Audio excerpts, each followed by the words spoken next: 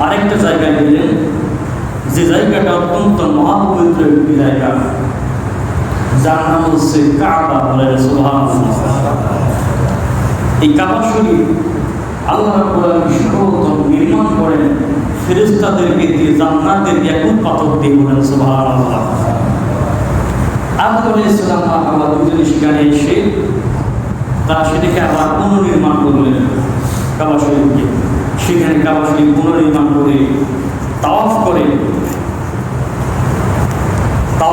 এই কাবা শরীফটা সপ্তম আসমানে বাইতুল মামুর, যেটা ফেরেশতাদের মসজিদ বলা হয়, তার সরাসরি নিচে অবস্থান করতেছে কাবা শরীফ। সুবহানাল্লাহ। এবার তারা দুনিয়ায় বসবাস শুরু করলেন। তাদের সন্তান-সন্ততি, নাতি-পুতি হওয়া শুরু করল।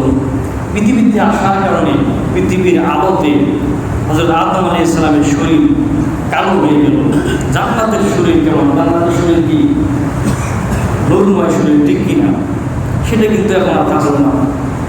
এবার জিবরাইল আলাইহিস সালাম আদম আলাইহিস সালামকে জানালেন যে এটাকে যদি আপনি আবার আগের মতো করতে চান আপনার শরীরকে, তাহলে প্রতি চন্দ্র মাসে 14 তারিখ এবং 15 তারিখ রোজা রাখা লাগবে। সুবহানাল্লাহ। তিনি প্রতি চন্দ্র মাসে 15 তারিখ 16 তারিখ রোজা রাখা শুরু করলেন। আল্লাহ রাব্বুল আলামিন তাকে আবার আগের মতো করে দিলেন। সুবহানাল্লাহ। আদম আলাইহিস সালাম পৃথিবীতে বসবাস করতেছেন, তার সন্তান হওয়া শুরু করল। কিতাবের ভিতরে পাওয়া যায়, বিভিন্ন বর্ণনায় বিভিন্ন এসেছে আদম আলাইহিস সালামের মোট 40, আদম আলাইহিস সালামের সন্তান 40 বার। কয়বার? 40 বার। প্রত্যেকবার জোড়ায় জোড়ায় 2 জন করে।